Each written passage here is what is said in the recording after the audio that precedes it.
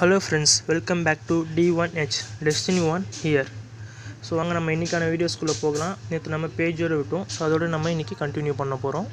So pages ஏன் பேஜஸ்க்கும் போஸ்ட்டுக்கும் சின்ன டிஃப்ரெண்ட்டுன்னு சொன்னேன்னா, போஸ்டர்ஸ்லாம் பார்த்திங்கன்னா ப்ளாகில் யூஸ் பண்ணுறது, பட் பேஜஸ் ப்ளாகே க்ரியேட் பண்ணுறது.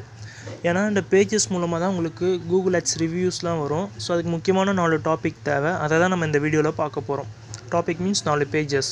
ஸோ ஃபஸ்ட்டு பேஜ் இப்போ நான் க்ரியேட் பண்ணுறேன். அபவுட் அஸ்னால் என்ன அர்த்தம் அப்படின்னு நீங்கள் யோசிக்கலாம்.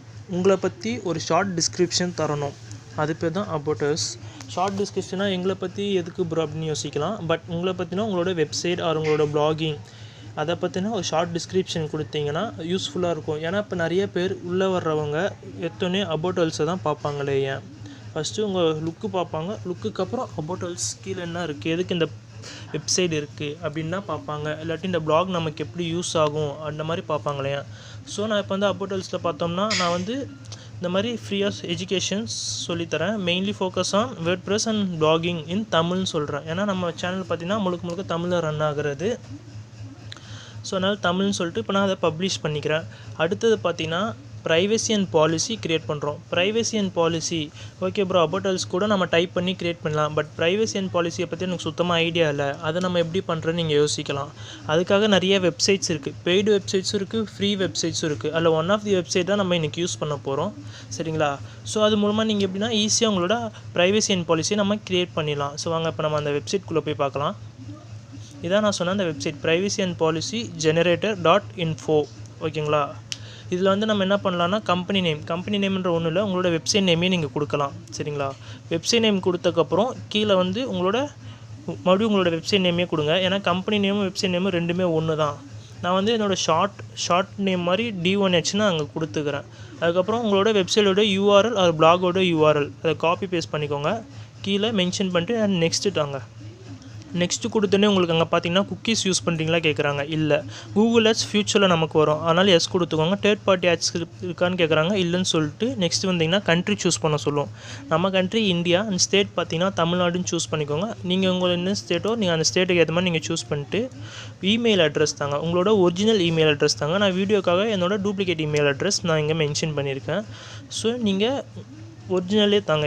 எதுக்காக நான் சொல்கிறேன், இதில் வந்து உங்களோட இமெயில் அட்ரஸை மென்ஷன் பண்ணுவாங்க, அதுக்காக தான். ஸோ இப்போ வந்து நான் ஜெனரேட் கொடுத்தாச்சு. ஜெனரேட் கொடுத்ததுக்கப்புறம் என்ன ஆகுதுன்னா நமக்கான privacy and policy create ஆகியாச்சு.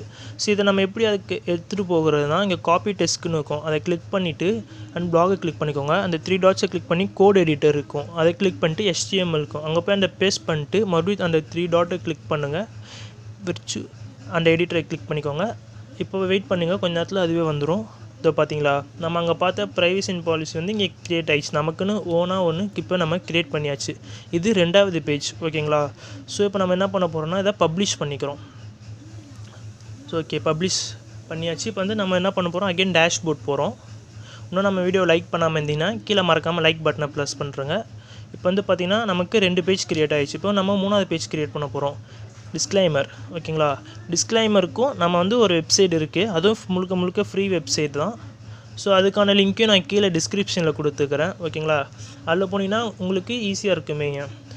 Disclaimer create பண்ணுறோம், சேம் ப்ராசஸ் தான். நம்ம ப்ரைவசி அண்ட் பாலிசி இப்போ நம்ம எப்படி க்ரியேட் பண்ணமோ சேம் அதே மாதிரி உங்களோட கம்பெனி நேம், அதாவது உங்கள் வெப்சைட் நேம், அகெயின் உங்களோட வெப்சைட் நேம், உங்களோட வெப்சைட்டோட URL அது பிளாகோட URL அண்ட் நெக்ஸ்ட்டு போயிட்டு இதில் வந்து உங்கள் கண்ட்ரி நீங்கள் சூஸ் பண்ணிக்கணும் அண்ட் ஸ்டேட்டை சூஸ் பண்ணிட்டு அகெயின் இமெயில் ஐடி, உங்களோட ஒரிஜினல் இமெயில் ஐடி தாங்க. ஸோ இப்போ நம்ம ஜென்ரேட் பண்ணிடுறோம். ஜென்ரேட் பண்ணி இங்கே வந்து அதே மாதிரி காப்பி பண்ணிவிட்டு அகெயின் 3 டாட்டை கிளிக் பண்ணி எடிட்டர் ஓப்பன் பண்ணிக்கிறோம். அதில் போய் பேஸ்ட் பண்ணிட்டு அகெயின் மறுபடியும் அந்த 3 டாட்டை கிளிக் பண்ணி நார்மலுக்கு வந்துடுறோம். இப்போ வந்து பார்த்திங்கன்னா நமக்கான ஒரு டிஸ்க்ளைமர் இங்கே க்ரியேட் பண்ணியாச்சு. சரிங்களா? இப்போ வந்து நான் இதை என்ன பண்ணுறேன், பப்ளிஷ் பண்ணிக்கிறேன். இது வந்து 3வது பேஜ். ஓகேங்களா? நல்லா நோட் பண்ணிக்கோங்க. ஸோ இப்போ நான் பப்ளிஷ் பண்ணக்கப்புறம் நெக்ஸ்ட் பேஜ் நம்ம இப்போ க்ரியேட் பண்ண போகிறோம். இது வந்து கான்டெக்ட் செல்ஸ். ஓகே ப்ரோ, இந்த 2த்துக்கும் இருக்குன்னா இதுக்கு வந்து கூகுள் டாட்ஸ்னு ஒன்று இருக்கும். சரிங்களா? ஃபஸ்ட் நம்ம டைட்டில் க்ரியேட் பண்ணி வச்சுக்கலாம். ஸோ டைட்டில் கிரியேட் பண்ணக்கப்புறம் கூகுள் டாட்ஸ் இருக்குமே, அது உங்களுக்கு நிறைய பேருக்கு தெரிஞ்சிருக்கும். சில பேர் தெரியாட்டி ஒன்றும் ப்ராப்ளம் இல்லை. நீங்கள் உங்கள் இமெயில் ஐடியை லாகின் பண்ணிட்டு கூகுளில் போய் பார்த்தீங்கன்னா கூகுள் டாட்ஸ்னு இருக்கும். அதுக்குள்ளே போனீங்கன்னா அந்த 3 டேஷ் இருக்கும். அதை கிளிக் பண்ணிங்கன்னா கீழே ஃபார்ம்ஸ்னு ஒன்று காட்டுமே உங்களுக்கு. ஸோ நீங்கள் அந்த ஃபார்ம்ஸை கிளிக் பண்ணி ஓப்பன் பண்ணிக்கோங்க. ஓப்பன் பண்ணிங்கன்னா இங்கே காண்டாக்ட் இன்ஃபர்மேஷன் ஒரு பேஜ் இருக்கும். அதை நீங்கள் கிளிக் பண்ணிக்கோங்க. ஓகே, ஓப்பன் ஆகிடுச்சு பார்த்தீங்களா. காண்டாக்ட் இன்ஃபர்மேஷன் ஃபார் டிஸ்கிரிப்ஷன்றது உங்களோட வெப்சைட்டை பற்றி சின்னதாக நீங்கள் கொடுத்துக்கலாம். ஓகே, சின்னதாக நீங்கள் கொடுத்துக்கலாம். அதுக்கப்புறம் இங்கே வந்து பார்த்தீங்கன்னா நேம், இமெயில், அட்ரஸ் நமக்கு தேவையில்லை. ஸோ அதனால் நம்ம அட்ரஸ் இப்போ ரிமூவ் பண்ணிடுறோம். அட்ரஸ் ரிமூவ் பண்ணக்கப்புறம் கீழே ஃபோன் நம்பர் அண்ட் கமெண்ட்ஸ். உங்கள்கிட்ட யாராச்சும் காண்டாக்ட் பண்ணணும் அப்படின்னு நினச்சாங்கன்னா அவங்க வந்து இது மூலமாக காண்டாக்ட் பண்ணலாம். இதை நம்ம எங்கே பார்க்கணும்னா பக்கத்துலேயே ரெஸ்பான்ஸ்னு ஒன்று இருக்குது பார்த்தீங்களா, அதை நீங்கள் கிளிக் பண்ணிங்கன்னா அதுக்குள்ளே வந்து உங்களை பார்க்க முடியும். இல்லை வந்து நம்ம எடிட் கஸ்டமைஸ் கூட பண்ணிக்கலாம். நமக்கு வேண்டிய கலர் இல்லை பேக்ரவுண்ட் இமேஜ் என்னென்ன நம்ம சேஞ்ச் பண்ண விரும்புகிறோமோ அது எல்லாமே நம்ம இதில் சேஞ்ச் பண்ண முடியும். ஃபாண்ட் சேஞ்ச் பண்ணலாம். உங்களுக்கு பிடிச்ச ஃபாண்ட்டை நீங்கள் வச்சுக்கலாம். ஓகேங்களா. ஸோ இதெல்லாம் பண்ணி முடிச்சக்கப்புறம் நீங்கள் வந்து பார்த்துட்டு கீழே வந்து பார்த்தீங்கன்னா புதுசாக இப்போ நான் கொஸ்டின் ஆட் பண்ணணும் ப்ரோ அப்படின்னீங்கன்னா இங்கே ஆட் கொஸ்டின் இருக்கும். நீங்கள் அதை கிளிக் பண்ணிங்கன்னா உங்களுக்கு என்ன கொஸ்டின் தேவையோ எல்லாம் ஆட் பண்ணிக்கலாம். இப்போ நான் எதுவும் ஆட் பண்ணலை. ஸோ இம்போர்ட் கூட பண்ணிக்கலாம். வேறு எல்லையாச்சும் இருக்கிற கொஸ்டின்ஸு இல்லை டெஸ்க்கு டூப்ளிகேட் பண்ணலாம், இல்லை இமேஜஸ் ஆட் பண்ணலாம், வீடியோ, இந்த மாதிரி நிறைய ஆப்ஷன்ஸ் இதில் இருக்குது. ஸோ இதெல்லாம் நம்ம பண்ணி முடிச்சக்கப்புறம் சென்டுன்ற ஆப்ஷன் இருக்கும். அதை கிளிக் பண்ணிக்கோங்க. இங்கே வந்து பார்த்தீங்கன்னா எடிட்டிங் ஆப்ஷன் ஒன்று இருக்கும், கோட் எடிட்டிங்ட்டு. அதை கிளிக் பண்ணுங்க. அதை கிளிக் பண்ணி அந்த HTML கோட்ஸை காப்பி பண்ணிக்கோங்க. அகெயின் நம்ம என்ன பண்ணுறோன்னா நம்ம டேஷ்போர்டுக்கு போகிறோம். டேஷ்போர்டு போய் அது சேம் ப்ராசஸ் தான். அந்த 3 டாட்டை கிளிக் பண்ணி கோட் எடிட்டர் போய் அங்கே காப்பி பண்ண கோடை இங்கே பேஸ்ட் பண்ண போகிறோம். அகெயின் மறுபடியும் 3 டாட் போய் இது பண்ணிக்கலாம். இது ஒரு வகையாக நம்ம க்ரியேட் பண்ணலாம். அப்படி இல்லைன்னா நீங்களே ஓனாக HTML கோடு எழுதி உங்களோட டேட்டாபேஸ் ஹோஸ்டிங்கோட SQL டேட்டாபேஸ் மூலமாக கனெக்ட் பண்ணி அப்படி நீங்கள் உங்களோட கான்டாக்ட் செல்ஸை நீங்கள் க்ரியேட் பண்ணிக்க முடியும். உங்களுக்கு கோடிங் தெரிஞ்சால் நீங்கள் அப்படி க்ரியேட் பண்ணிக்கலாம். அப்படி இல்லைனா நீங்கள் இந்த மாதிரி கூகுள் ஃபார்ம்ஸை யூஸ் பண்ணிக்கலாம். அகெயின் இதை பப்ளிஷ் பண்ணிடுறோம். ஸோ இப்போ நம்ம டேஷ்போர்ட் போகிற மறுபடியும்.